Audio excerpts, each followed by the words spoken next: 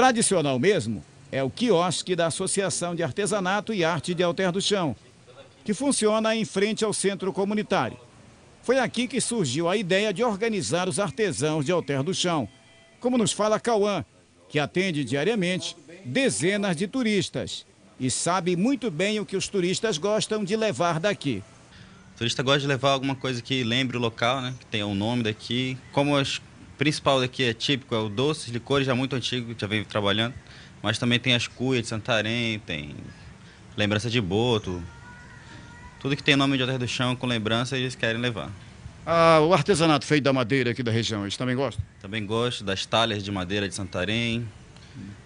Gosto do trabalho com a borracha da flona do Tapajós, aqui do Maguari, Jamaraquá, das comunidades próximas.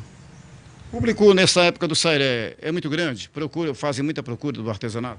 Sim, cada ano vai aumentando ainda mais, né? A procura de artesanato e também o público, que vai já divergindo um pouco dos outros anos, que antes era muita gente daqui mesmo, local, né? Hoje a gente já vê um grande público de estrangeiros também, gente do sudeste do país, todo mundo vindo para participar do Sairé.